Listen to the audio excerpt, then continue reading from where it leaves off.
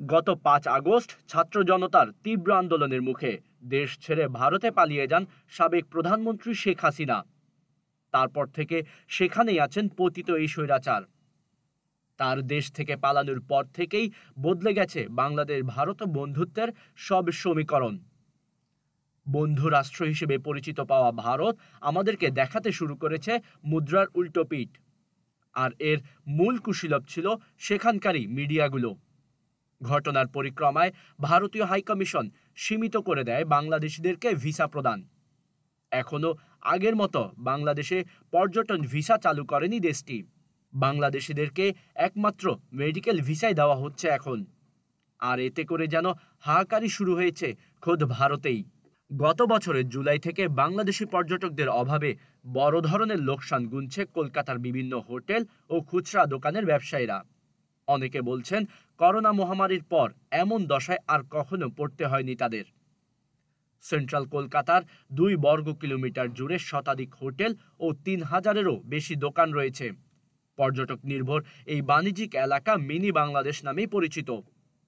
মূলত বাংলাদেশের রাজনৈতিক পট পরিবর্তনের প্রভাব বেশ বাজেভাবেই পড়েছে এই এলাকার ব্যবসায়। রমজানের দিনগুলোতে আগে তিল ধারণের ঠাঁই থাকতো না সেখানকার দোকানগুলোয়। বাংলাদেশি ক্রেতায় ভরা থাকতো সেখানকার দোকানগুলো।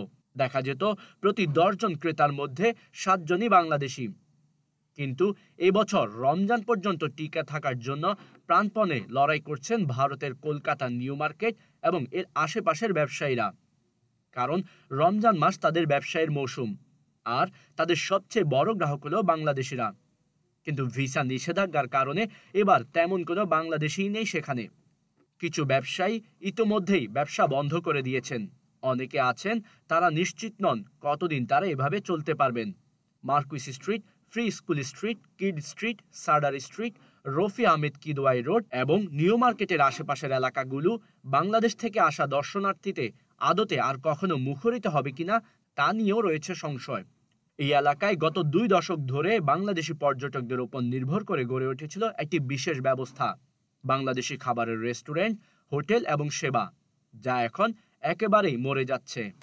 এসব এলাকার শাড়ির দোকান, শেরওয়ানি এবং সালোয়ার স্যুটের দোকান, বাংলা খাবারের hotel, guest house, travel agent, tour operator, currency changer, এমনকি রাস্তার বিক্রেতারা যারা আনুষঙ্গিক জিনিসপত্র বিক্রি করেন, তারা সবাই বাংলাদেশি ক্রেতার উপর নির্ভরশীল।